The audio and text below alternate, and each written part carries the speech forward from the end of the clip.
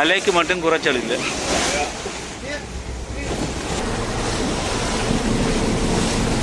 பார்க்க போனால் இப்போ இந்த சமுத்திரத்துக்குள்ளே போய் நாங்கள் திமிங்கலத்தை தேடினதான் மிச்சம் என்று சொல்லலாம்.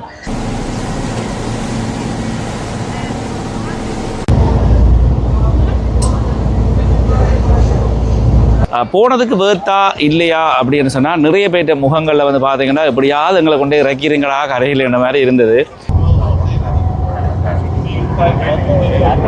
இப்போ எங்கேன்னு சொன்னால் அந்த வேல் வாட்சிங், டால்ஃபின் வாட்சிங்னு சொல்லி, அதாவது திமிங்கலத்தை கடலுக்குள்ளே போய் பார்க்குறதாக.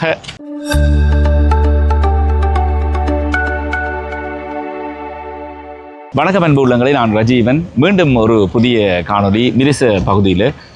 இப்போ எங்கேன்னு சொன்னால் அந்த வேல் வாட்சிங், டால்ஃபின் வாட்சிங்னு சொல்லி, அதாவது திமிங்கலத்தை கடலுக்குள்ளே போய் பார்க்குறதாக நாங்கள் இப்போ பயணமாக வெளிக்கிட்டு இருக்கிறோம். போட் வந்து புக் பண்ணி தான் போக வேண்டியிருக்கு. எவ்வளவு புக் பண்ணணும், எங்கே புக் பண்ணணும்னு சொல்லி நான் இந்த காணொலியில் உங்களுக்கு தர இருக்கிறேன். என்னுடைய சேனலை இப்போ தான் நீங்கள் முதல்ல பார்க்குறீங்கன்னு சொன்னால் மறக்காமல் சப்ஸ்கிரைப் பண்ணி பாருங்கள். தொடர்ந்து காணொலியை பார்க்கலாம். போட் புக் பண்ணதுக்கு பிறகு இந்த இடத்துல மேப்பில் தந்தவங்க வந்து இறங்கி இருக்கிறோம். நிறைய போட்டுகள் இந்த இடத்துல பார்க் பண்ணி வச்சுருக்கணும். இப்போ போட் புக் பண்ணுறதுக்கு நீங்கள் சுற்றுலா பயணிகளாக வர்ற பட்சத்தில் நீங்கள் இந்த ஆன்லைனில் புக் பண்ணீங்கன்னு சொன்னால் நிறைய பணம் அறவிடப்படுகிறது. அதே நேரத்தில் சுற்றுலா பயணிகள் என்று சொன்னால், அதாவது இலங்கை தேசிய அடையாள அட்டை இல்லை என்று சொன்னாலும் நீங்கள் ஒரு ஆளுக்கு 15,000 வரைக்குமே நீங்கள் செலவு செய்ய வேண்டி வரும். இலங்கையினுடைய தேசிய அடையாள அட்டை வைத்திருந்து உள்ளூர் வாசிகளாக கருதப்படுகிற பட்சத்தில் உங்களுக்கான அந்த கட்டணம் வந்து 5,000 அல்லது 6,000 இருக்கும். இப்போ எங்களுக்கு அப்படி என்ன சொன்னால், ஹோட்டலில் வந்து நாங்கள் விசாரிக்க அவங்க வந்து 6,000 அப்படின்னு சொல்லியிருந்தவங்க ஒரு ஆளுக்கு. பிறகு நாங்கள் சில வெளியில் நடந்து திரிஞ்சு சில கம்பெனிகளில் போய் கதைச்ச இடத்த அவங்க பேரம் பேசி கிட்டத்தட்ட 4,250 ஒரு ஆளுக்கு நாங்கள் போட் டூருக்கு டிக்கெட் எடுக்கக்கூடியதாக இருந்தது. அப்போ இந்த போட் டூர் வாராக்கள் அதை கொஞ்சம் கவனித்து கொள்ளுங்கள். நீங்கள் ஒரு ரியல் சுற்றுலா பயணி மாதிரி இருப்பீங்கன்னு சொன்னால் விலைகள் வந்து கொஞ்சம் வித்தியாசப்படும்.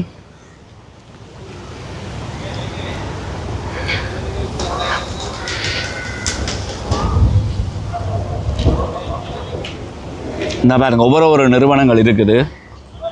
அவர்களுடைய போட் தான் இந்த இடத்துல நிற்குது.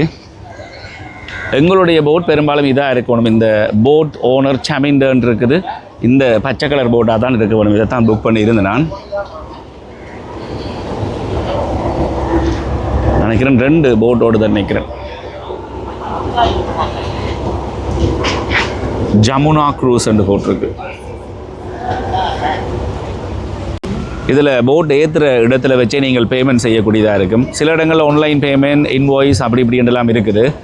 இப்போ எங்களுக்கு வந்து என்னென்னு சொன்னால், நாங்கள் இப்போ காசாக பே பண்ணாமல் கார்ட் பேமெண்ட் செஞ்சு நான் HNB கார்டில் 3% வந்து இங்கே ஆட் பண்ணுறாங்க. அதையும் வந்து கவனித்து கொள்ளுங்கள். நீங்கள் காசாக பே பண்ணுற இடத்துல நீங்கள் சொன்ன அதே பேமெண்ட் இங்கே எடுக்கப்படுது. 3% அவ்வளோ பெருசாக இல்லை. நாங்கள் ஒரு 6 பேருக்கு 25,000 கிட்ட வரையக்குள்ள ஒரு 600 ரூபா எக்ஸ்ட்ராவாக வந்திருந்தது. இதோட எக்ஸ்பீரியன்ஸுகளை நான் இந்த இடத்துல உங்களுக்கு தர இருக்கிறேன். இந்த காணொலி பார்த்தீங்கன்னு சொன்னால் ஒரு கொஞ்சம் அவசரமாக பதிவு செஞ்சு கொண்டிருக்கேன். நாங்கள் பயணத்தையும் செஞ்சு இந்த இடத்துல காணொலியும் பதிவு செய்ய வேண்டியிருக்குது. நான் நினச்சேன் ஒரு சின்ன போட்டாக இருக்கும், ஒரு கொஞ்சம் கஷ்டம். ஏன்னா கிட்டத்தட்ட 3 மணத்தியால பயணம் என்று எங்களுக்கு சொல்லியிருக்கிறோம். அப்போ இது கொஞ்சம் நல்ல பெரிய போட்டாக இருக்குது. முழுக்க சுற்றுலா பயணிகள், வெளிநாட்டவர்கள் அதிக அளவில் சுற்றுலா பயணிகள்.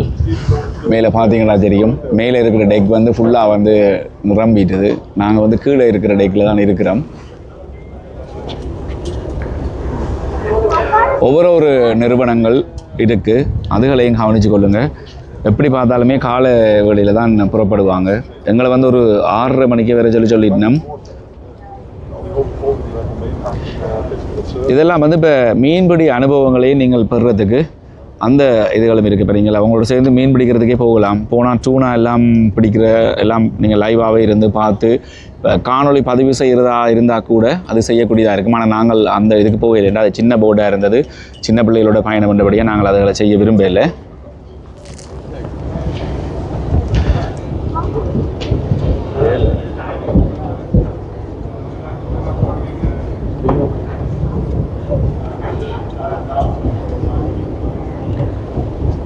இதே மாதிரி இந்த வேல் வாட்சிங் வந்து பார்த்தீங்கன்னு சொன்னால் திருகோணமலை பகுதியிலையும் செய்யலாம். டால்ஃபின் வாட்ச், வேல் வாட்ச்ன்னு சொல்லி இருக்குது. ஆனால் எந்த பகுதியாக இருந்தாலும் உங்களுக்கு லக் இருந்தால் மட்டும்தான் நீங்கள் போகிற அண்டு பார்க்கக்கூடியதாக இருக்கும். நீங்கள் போகிற அண்டு அது அப்படி விரையில்லைன்னு சொன்னால் பார்க்க முடியாது. ஆனால் நான் புக் பண்ணிக்க அந்த எங்களை புக்கிங்கை எடுத்த கம்பெனி சொன்னது இல்லை, இப்போ இந்த சீசனுக்கு கொஞ்சம் பார்க்கக்கூடியதாக இருக்குன்னு சொல்லி. பக்கத்தில் இந்த ஈகிள் ஐ அண்ட் போட் போட்டிருக்குது. இதுலேயும் வந்து நிறைய சுற்றுலா பயணிகள்.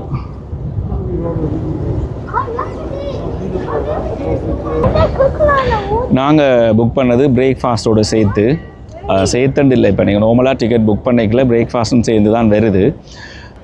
வாமிட்டிங் எடுக்கிற சந்தர்ப்பத்தில் உங்களுக்கு டேப்லெட்டுகள் எல்லாம் இந்த இடத்துல தரப்படுது.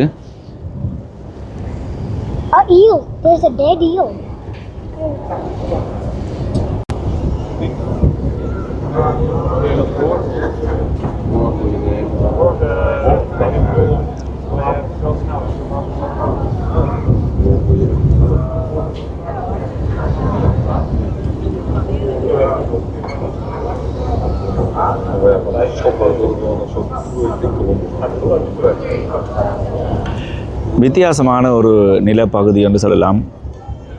இப்போ வடபகுதியை அண்டிய இடங்களில் கடல் கரைகள் வந்து பார்த்தீங்கன்னு சொன்னால் எப்போவுமே ஒரு வெப்பநிலை ஒன்று நிலவும்.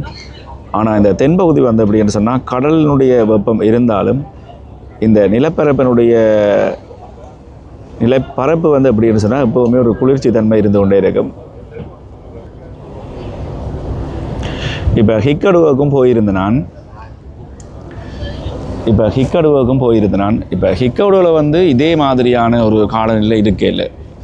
அது ஒரு சாதாரணமாக ஒரு கடல் பகுதிக்கு எப்படி ஒரு காலநிலை ஒரு வெக்கையோட ஒரு உப்பு காற்றோடு இருக்குமோ அதே மாதிரி தான் இருந்தது. ஆனால் அந்த மிரிசை முற்றுமுழுதாக வந்து ஒரு வித்தியாசமாக இருந்தது. அதை வந்து நீங்கள் நேராக வந்து அனுபவித்து பார்த்தா தான் தெரியும். போட் வந்து புறப்பட்டுட்டுது. சரியாக வந்து அவங்க சொன்ன மாதிரி 6:45 வரை சொன்னவங்க 6:52 எடுத்துட்டாங்க. வெதர் வந்து நல்ல ஒரு கிளாரிட்டி.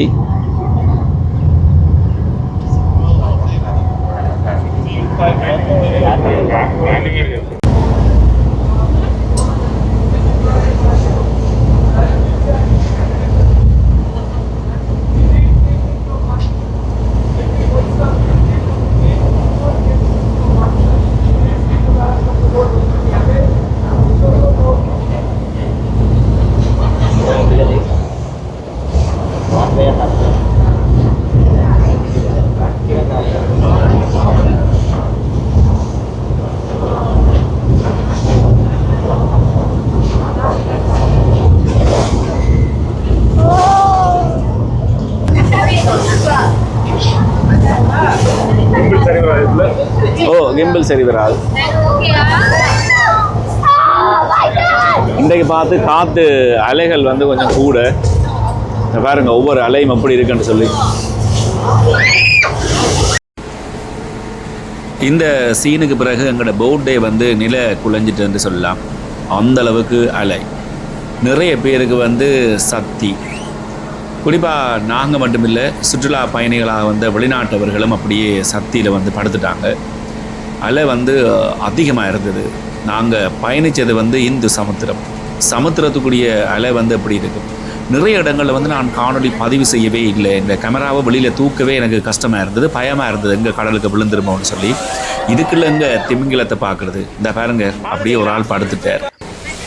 நிறைய பேர் அங்கே பார்த்தேன்னு இங்கே பார்த்தேன்னு சொன்னாங்க. ஆனால் என்னுடைய கேமராவில் எதுவுமே சிக்கலை. போட்டுக்குள்ளே வந்து பார்த்தீங்கன்னு சொன்னால் ஒரு ஸ்டெபிலிட்டி இருக்கவே இல்லை. கீழே விழுகிற மாதிரி தான் இருந்தது. சின்ன பிள்ளைகளோட அல்லது வயசான ஆக்களோட விரைக்க கொஞ்சம் கவனம். இவங்க என்ன செய்கிறாங்கன்னு சொன்னால், திமிங்கலம் எங்கேயாவது ஒரு இடத்துல நின்றா அந்த அலையை பொருட்படுத்தாமல் அதை திரட்டி கொண்டு திரிகிறாங்க. இப்போ கடலுக்குள்ளேயே ஏதோ ரேஸ் ஓடுற மாதிரி உள்ளுக்குள்ளே அங்கே இங்கேன்னு சொல்லி போட் எல்லா பக்கத்தாலையும் சுழட்டி கொண்டே இருந்தாங்க.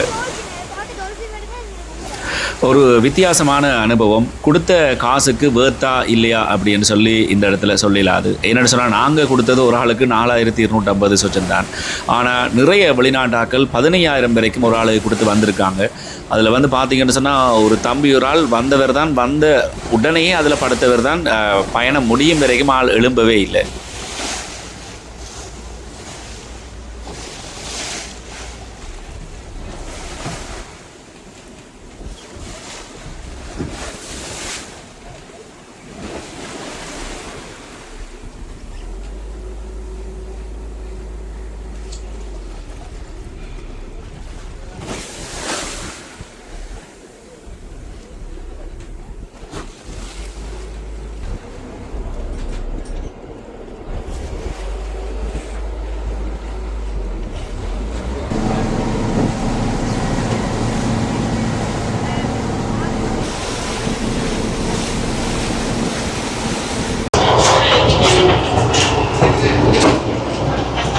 வேல் வாட்சிங் எல்லாம் முடிஞ்சது. இதோட இந்த காணொலியை வந்து நான் நிறைவு செய்கிறேன். எங்களுடைய இந்த வேல் வாட்சிங்ன்றது முடியுது. பார்க்க போனால் இப்போ இந்த சமுத்திரத்துக்குள்ளே போய் நாங்கள் திமிங்கலத்தை தேடினது தான் மிச்சம் என்று சொல்லலாம். அப்படி இருந்தும் 1-2 பார்த்து நாங்கள் தான் இல்லை என்று சொல்ல முழுமையாக பார்க்க கிடைக்கல. கொஞ்சம் கொஞ்சம் வாளுகள் அப்படி இப்படி என்று சொல்லி சிறிய அளவில் பார்த்தோம். போனதுக்கு வேர்த்தா இல்லையா அப்படின்னு சொன்னால் நிறைய பேர்ட்ட முகங்களில் வந்து பார்த்தீங்கன்னா எப்படியாவது எங்களை கொண்டே இறக்கிறீங்களா கரையில் என்ன மாதிரி இருந்தது. காரணம் என்ன சொன்னால் அலை வந்து சரியான அதிகமாக இருந்தது. நிறைய பேர் அப்படியே ஃப்ளட் ஆகிட்டாங்க. இந்த காணொலியை பார்க்குறவங்களுக்கு தெரியும், நான் இடைக்கிட அந்த சில ஷாட்டுகளை வந்து சேர்க்கிறேன். இப்போ நீங்கள் இதுக்கு அடுத்தது வேறு எங்கேயாவது கண்டினியூவாக பயணம் போகணும்னு சொன்னால் சரியான கவனம். என்ன பிள்ளைகளோட வாராக்கள், கொஞ்சம் வயசான ஆக்களோட வாராக்கள் ஒரு கொஞ்சம் கவனமாக வாங்க. காரணம் என்னென்னு சொன்னால் இப்போ பாருங்கள், நாங்கள் துவங்கிக்க 6:45, இப்போ வந்து 9:30 விட்டுருக்கிறோம். இதில் வந்து நிறைய பேர் வந்து நோட் ஓகே. இப்போ நிறைய சுற்றுலா பயணிகள் வெளிநாட்டவர்களே சுருண்டுட்டாங்க.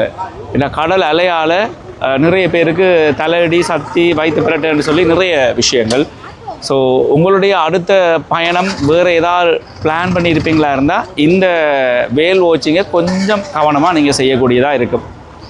இவ்வளவு தான் இப்போதைக்கு சொல்லக்கூடியது. ஆனால் நல்ல ஒரு இடம்.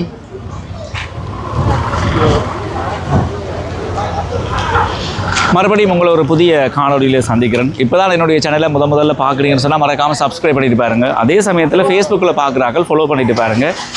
சந்திக்கலாம். நன்றி.